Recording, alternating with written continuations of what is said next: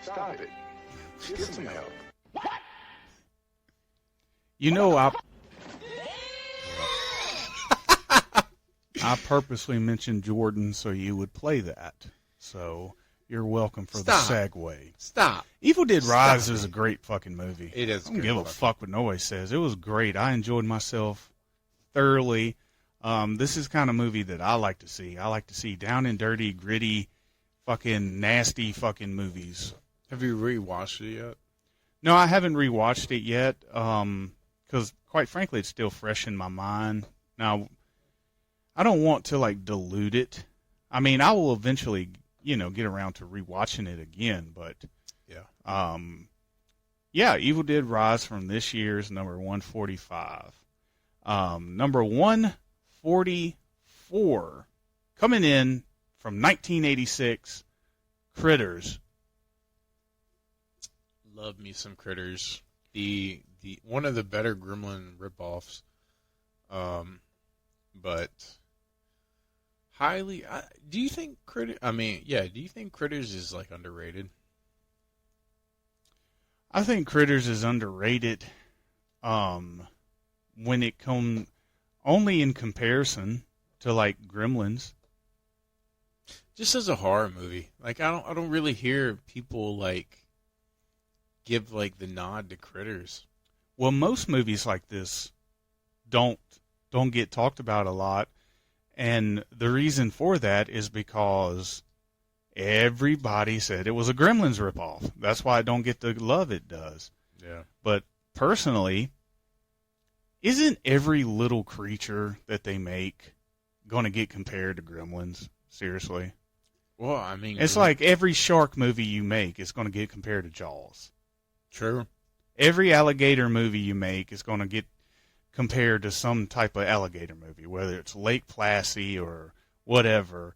Every, Psycho movie is going to get compared to Norman Bates.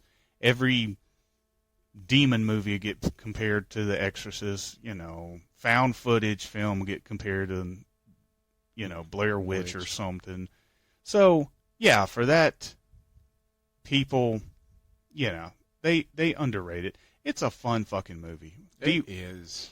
Dee Wallace playing in it and playing the mom. We've had so many opportunities to meet her. Yeah. And we haven't. Well, hopefully in October, finally pull the trigger on getting her autograph, meeting her, and getting a picture with her. And to be honest with you, Critters is kind of the movie that I'm going for as far as like, getting an 8x10 or whatever. I've thought about it. I thought about The Howling. I thought about, look, I'm not getting E.T. I know E.T. is her most iconic movie. I'm not getting E.T. I'm a horror person. So, The Howling, Critters, I might get that one where she's in the middle and all of her films are like on the side, so I don't really have to pick one. So I'm going for The Howling. That might be mine. Anyway, coming in at 143 from 2009, Rob Zombie's Halloween 2. Now, you want to talk about an underrated film that gets fucking shit on. Like, this one gets shit on more than the 2007 remake. This one gets shit on like Jason Takes Manhattan gets shit on. It gets shit on like Halloween 3 got shit on. It gets shit on. People fucking hate it, and I love it. And I think people, and here's, I don't want to go on a tirade here, but. Go ahead. Well, this is why we do this. Is to, the same people. To inform the people. The people. The same people that talk shit about this movie loved Halloween Ends. And it's like, suck my fucking dick dry. It's like, are you fucking kidding me? Like, oh, I just love the fact that, they took it to a different story, blah, blah, blah, blah.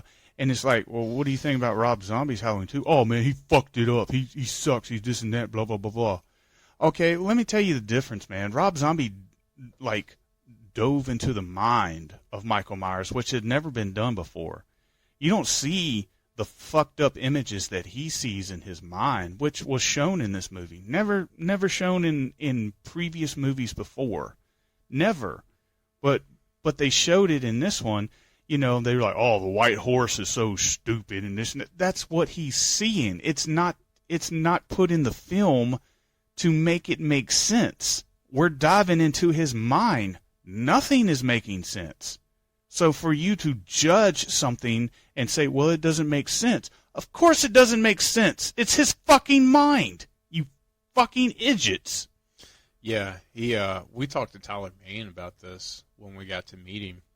And, like, we told him, we was like, we think it's fucking brilliant, you know, with the white horse and, you know, the mental state. He looked at us, he was like, you guys get it! He was like, yeah, by the way, the people that hate the movie and don't get that aspect, Tyler Main thinks you're fucking idiots. Yeah, seriously. Because and we agree with him. Yeah, we agree 100% with him. And you know what? That's fine. That's fine.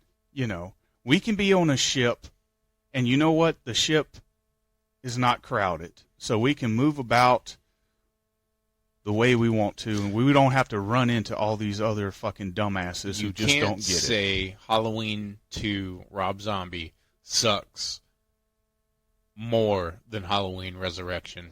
And this is coming from a guy that is a dedicated Halloween fan. I mean, I have fucking Michael Myers tattooed on me. That's how much I love the fucking franchise. Yeah. So, if you say that Halloween 2 by Rob Zombie sucks more than Halloween Resurrection, first of all, I'm going to listen to you. And then second of all, I'm going to disagree with you because you're completely fucking wrong. Because there's no fucking way you can tell me that Busta Rhymes doing Kung Fu is worse than Michael Myers seeing a white horse. Seeing a white horse. And you know what? We're not here to convince you. We like he said, we will hear you out. And if you make a valid point and it's actually valid, we will listen to you and be like, okay, we just disagree. But if you can't make a valid point about why you do not like this movie, then you're kick rocks and flip flops. Suck it. Yeah, fucking flat earthers. Wait a minute, what? Anyway, coming in at number, where was I at? 142, I believe. Okay. Again, here's a fairly recent movie. Came out in 2022. Watched it last year. Made an impression on me. Barbarian. Wow. You actually got that over The Burning. I'm going to have to really think about this list when I do it. Well, that's the whole point. My whole point is to get y'all talking. You know, you got that one over that one, or that one's too low, that one's too high. Talk away. Barbarian is one of those, like, nobody seen coming movies. Yeah, Barbarian kept me on my toes, and it kept me guessing, because I was like, it's probably going this way, and then it doesn't. Then what's the new goes, movie coming out by them? Cobweb's coming out this month? Next month? Next month. Yeah. And should be interesting. They seem like they know what they're doing. Well, they certainly did with Barbarian. That's why it made its way on my list. Coming in at 141 from 2006, Texas Chainsaw Massacre: The Beginning. I knew it was going to be somewhere on the list. Yeah. Wow, that low, though. Well, I know you've heard me say that sometimes I prefer this one over the actual Remake. 03 remake. But, yeah. you know, I was thinking about it, and I was like, you know what? Both of them are going to be there. I just got to, I don't know. It came down to this. If it wasn't for the 03 remake, we wouldn't have got this film. And a lot of things that they did in the beginning were just piggybacking off of what they did in the remake, and they just took it a little step further. So that's how I chose the remake, even though it did take elements of the 1974 movie and stuff like that. It still was kind of its own entity, and so that's what a lot of the characters, a lot of the family characters, were based off of the remake. So that's how I decided that. That makes sense. I can see that. That's still fucking low. Yeah, well, your sperm level's low. I'm gonna fart on your pillow. Eat some beans, bitch. Stop it. Get some help. Number 140. Here's one for you from 2012. Sinister. Okay. Wow. It's a good movie. One I didn't expect to like. Not over Barbarian, not over Texas, and not over The Burning. Okay. What the fuck are you doing? No, it's a great movie though. Great concept. Yep. Number 139 from 1979, Tourist Trap. Okay. Nothing.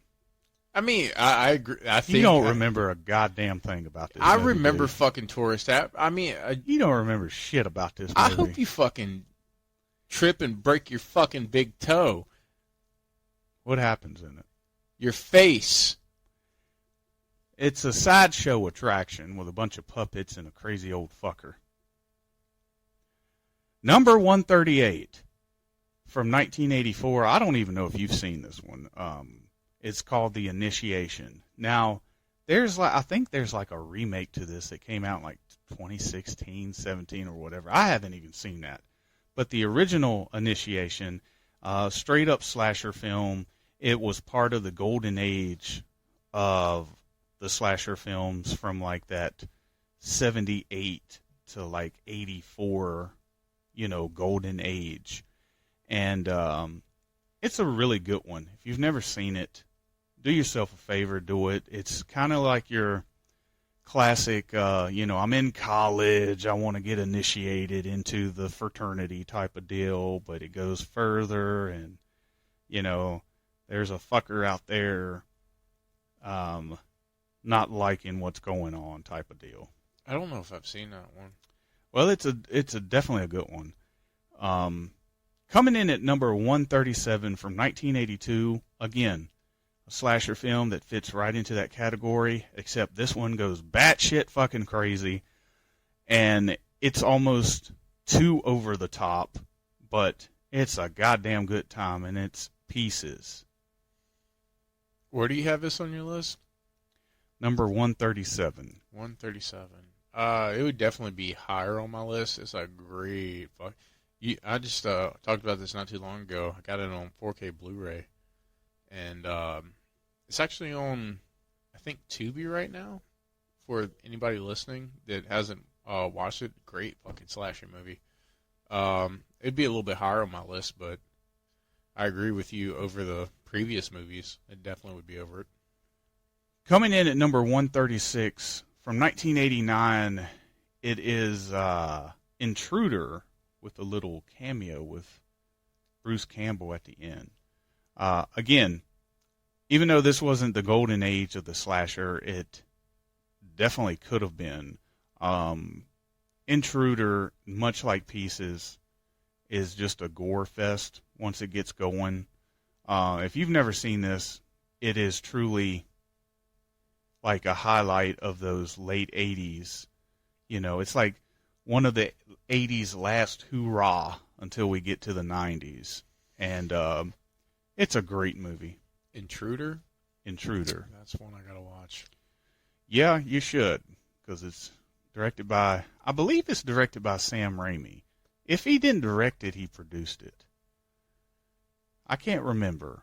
I know Ted Raimi plays in it, his brother. Yeah. So Sam has something to do with it, to the point. It has a cameo by Bruce Campbell? Yeah, Bruce Campbell has a cameo in it. Okay. I'll check it out. Coming in at number 83. 83? No, from 1983. This is actually number 135 from 1983. Another Dee Wallace classic, Cujo. Stephen King's Cujo.